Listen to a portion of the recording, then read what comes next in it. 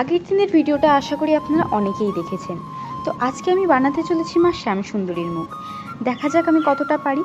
আচ্ছা, আজকে কিন্তু আমি কোনো রকমভাবে বেস রেডি করে মুখ তৈরি করছি না। আজকের ভিডিওটা একদমই অন্যরকম। মুখটা যেহেতু আমি ডাইস থেকে তুলে নিয়েছি, তাই মুখে তো বেস আমার রেডি আছে। শুধু এই মুখটাকে আমি যেমনভাবে বানাতে চাই সেরকমভাবে এবার বানাতে হবে।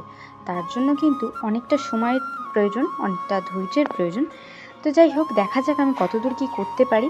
আর তোমরা যদি ভিডিওটা শেষ অবধি দেখো তাহলে জানিও যে আমি কতদূর অবধি মুখটা আনতে পেরেছি।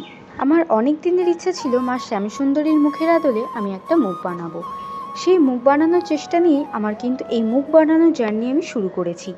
তো দেখা যাক আমি আজ কতদূর কী করতে পারি। আমার এই অদক্ষ হাতে মায়ের অমন সুন্দর মুখশ্রী দেখা যাক আমি কতটুকুনি ফুটিয়ে তুলতে পারি। আমি কিন্তু প্রাণপণে চেষ্টা করব মায়ের মুখশ্রী ফুটিয়ে তোলার।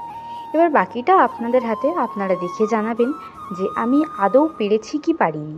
যদি এই কাজে সফল হই তাহলে মায়ের এই মুখটাকে সুন্দরভাবে ডেকোরেশন করে মাকে আমি গিফট দিতে চাই। আর শ্যামসুন্দরী হোক বা মা বড় মা হোক বা মা ভবতারিণী হোক না কেন, মায়ের প্রত্যেকটা রূপকে আমি ভীষণভাবে মানি।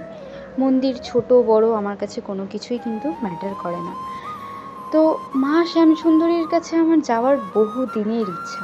আমি বড় মায়ের কাছে বহুবার গিয়েছি, কিন্তু মা শ্যামসুন্দরীর মন্দির আমার বাড়ির কাছে হওয়া সত্ত্বেও আমি কিন্তু এত বছরে একবারও যেতে পারিনি। আমার বাড়ি থেকে অন্যরা গিয়েছে, কিন্তু আমি যেতে পারিনি। হয়তো মা আমায় ডাকেনি, তাই জন্য আমি যেতে পারিনি। জানি না, যদি মা আমাকে ডাকে তাহলে অবশ্যই আমি মায়ের সাথে দেখা করতে যাব। মায়ের ইচ্ছে ছাড়া কোনো কিছুই তো এই পৃথিবীতে সম্ভব নয়। দেখা যাক না আমি কতদূর কী পারি। তো যাই হোক, এই ভিডিওটা কিন্তু অনেক বড়।